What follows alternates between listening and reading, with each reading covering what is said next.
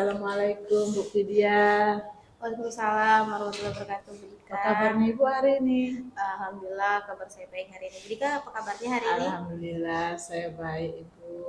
Baik Ibu, tujuan saya ke sini.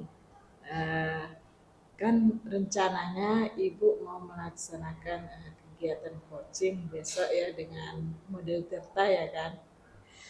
Benar Bu, rencananya besok saya akan melaksanakan coaching dengan model Tirta rencananya. Baik Ibu, saya sebagai observer dan Ibu sebagai coach-nya. Jadi di sini saya mau menyamakan persepsi untuk kegiatan coaching ini. Kira-kira Ibu apa target yang akan dicapai pada kegiatan coaching tersebut?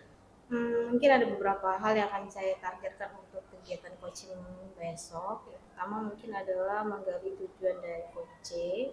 Yang kedua mengidentifikasi masalah coaching. Yang ketiga adalah rencana aksi yang akan dilaksanakan oleh coaching. Dan yang terakhir adalah komitmen dan tanggung jawab penyelesaian masalah yang akan dilakukan oleh coaching. Oh begitu ya Bu ya. Jadi Ibu dalam kegiatan coaching itu potensi apa yang ingin Ibu kembangkan? Mungkin kompetensi yang akan saya kembangkan adalah yang pertama adalah menggali kemampuan diri dari coach untuk bisa menyelesaikan masalahnya sendiri yang sudah ada di dalam dirinya sebenarnya, dan saya juga akan meningkatkan kompetensi coaching saya dengan biar lebih baik lagi. Oh, begitu. Jadi Ibu selanjutnya yang bagian mana dari kompetensi Ibu yang mau Ibu kembangkan atau Ibu tingkatkan? Mungkin saya ingin diobservasi ya Bu ya, observasi tentang kompetensi saya dalam membantu coach menyelesaikan masalah, menjadi pendengar yang baik, membuat pertanyaan yang berbobot, dan yang terakhir mungkin adalah mencari solusi untuk masalah saya sendiri. Baik Ibu. Jadi sudah mantap sekali itu Ibu tentang tujuan yang ingin dicapai, baik untuk coach maupun coachingnya. Lalu indikator ketercapaian yang ingin Ibu capai yang seperti apa? Mungkin indikator pencapaian saya adalah di mana coach bisa menemukan masalahnya sendiri, berarti saya sudah memiliki kemampuan coaching yang baik. Baiklah Ibu, terima kasih ya Bu. Mudah-mudahan pada saat kegiatan coaching nanti bisa berjalan dengan lancar, kemudian tujuan yang diharapkan bisa tercapai. Oke Bu, makasih banyak atas doanya. Saya minta doanya juga besok berjalan dengan baik. Baik, semangat ya Bu ya. Semangat.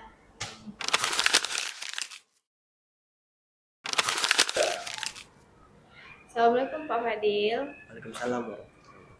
Apa kabar nih Pak Fadil hari ini? Kabar baik Bu. Ibu apa kabar? Alhamdulillah juga baik. Tapi kayaknya saya lihat Pak Fadil agak murung nih hari ini. Iya Bu.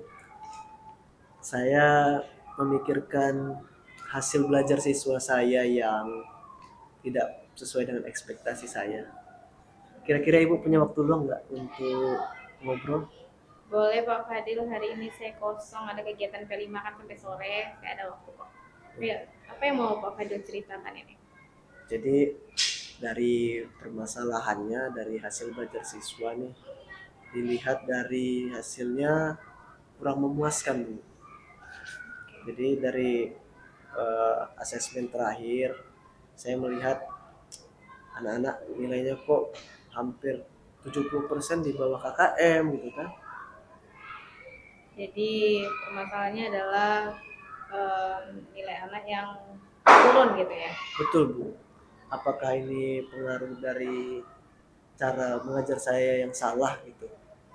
Apakah saya juga kurang memperhatikan kebutuhan siswa gitu kan? Oke. Jadi apa nih yang Pak Fadil harapkan dari pembicaraan kita ini?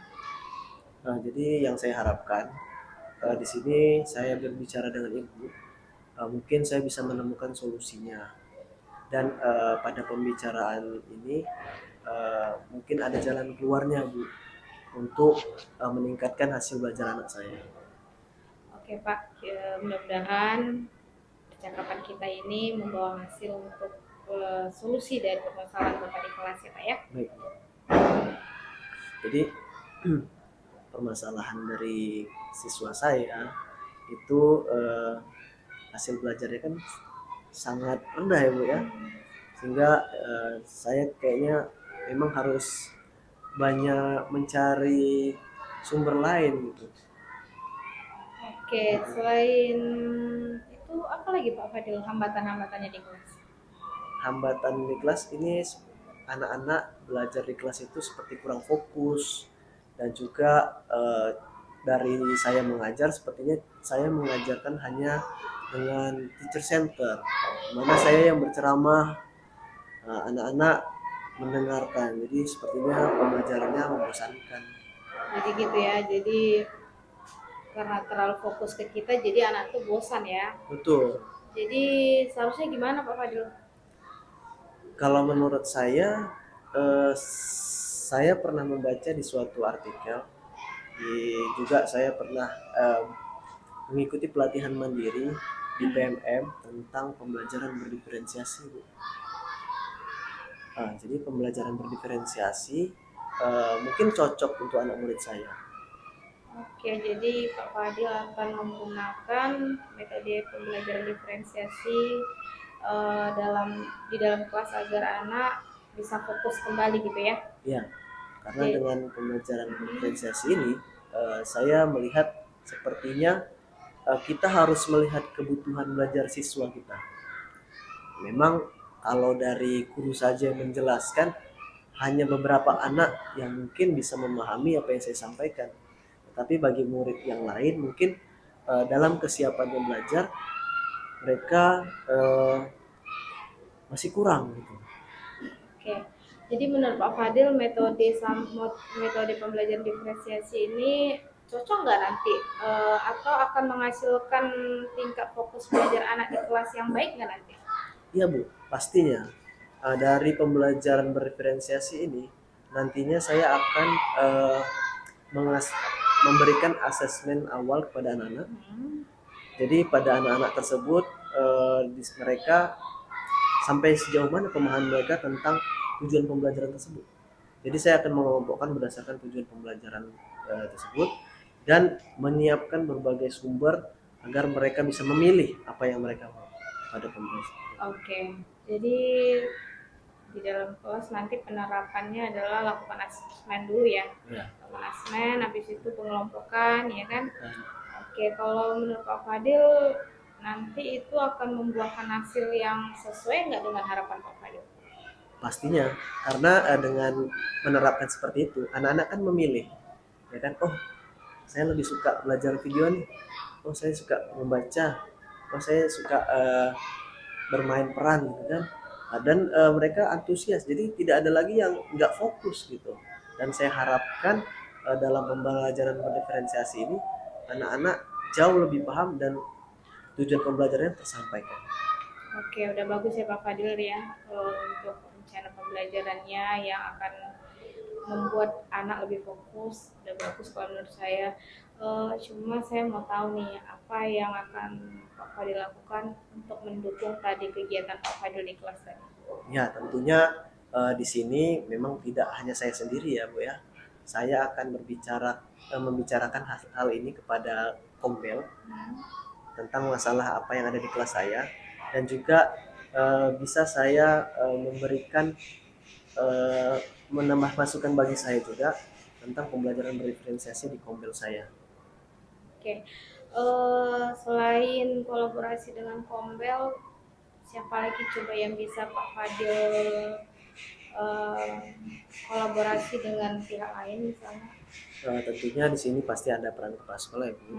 Karena sampai sejauh mana kita mengajar di situ pasti kepala sekolah harus tahu seberapa kekurangan kita.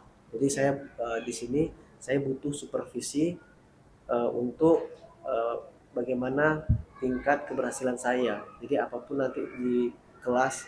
Yang saya harapkan di situ saya ingin bisa lebih baik lagi untuk penerapan ini. Oke, jadi kira-kira berapa lama nih Pak Fadil butuh waktu untuk evaluasi kegiatan yang akan yang Bapak lakukan? Kira-kira kurang lebih saya akan menargetkan ini sekitar 1 bulan, 1 bulan atau 2 bulan. Oke, udah bagus sekali Pak Fadil ya. Jadi benar solusinya Pak Fadil dapatkan sendiri. Pak Fadil merencanakan. Saya berharap apa yang Pak Fadil laksanakan sesuai dengan tujuan yang awalnya Pak Fadil tadi ya. Anak-anak jadi fokus belajar, ya kan, jadi menarik, ya kan. Oke, selanjutnya Pak Fadil, setelah kita melaksanakan kegiatan coaching ini, apa yang bisa Pak Fadil sampaikan ke saya atau perasaan Pak Fadil setelah melaksanakan kegiatan ini? Ya, alhamdulillah Bu, karena ada yang mendengarkan saya, jadi perasaan saya sangat lega dan pikiran saya terbuka karena dari pertanyaan pembantu Ibu. Dan saya harapkan juga di sini saya akan lebih eh, konsisten dalam menjalankan tugas-tugas saya dalam mengajar. Oke, jadi kira-kira komitmennya apa nih Pak Fadil? Komitmennya Sampai tujuan tadi. untuk mencapai tujuan itu adalah perlunya kolaborasi tentunya, kemudian dari diri kita sendiri, ya, kita berkomitmen untuk memajukan pendidikan di sekolah, dan harapan juga bisa mencapai nilai maksimal tentunya untuk anak murid saya, dan terlebih lagi untuk komunitas belajar di sekolah saya. Oke, mantap, luar biasa Pak Fadil, hebat ya. Mungkin itu aja dari saya. Saya berharap Pak Fadil bisa selalu menemukan solusi-solusi yang ada dalam permasalahan Pak Fadil. Oke. Assalamualaikum. Waalaikumsalam.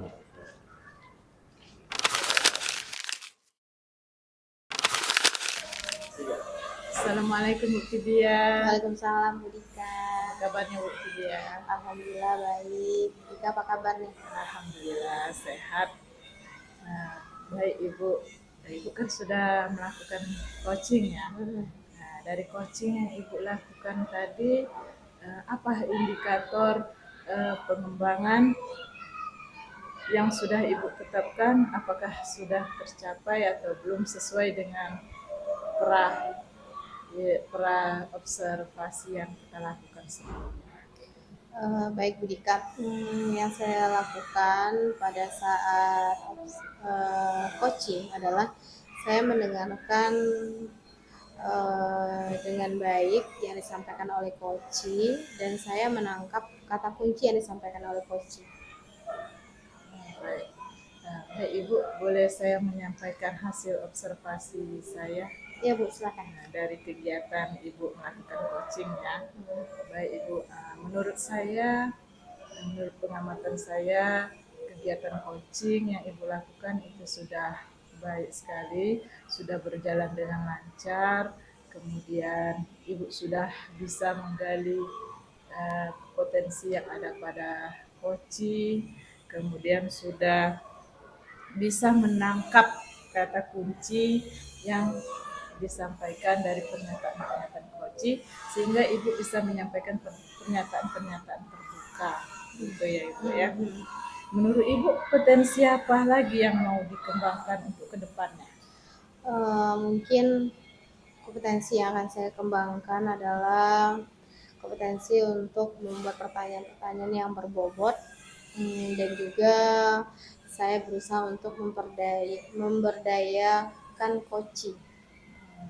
Baik Ibu, kira-kira kapan kita melakukan percakapan kembali untuk merefleksi tadi potensi yang mau Ibu capai tadi. Boleh Bu, bulan depan bisa? Bulan depan ya Bu ya. Baik. Baiklah Ibu, terima kasih atas waktunya hari ini. Semoga bulan depan kita bisa bertemu lagi, berjumpa lagi dan bisa melaksanakan kegiatan dengan lancar. Saya ucapkan juga terima kasih karena Ibu sudah mengobservasi kegiatan kami. Ya, Baik. ya, ya Bu ya.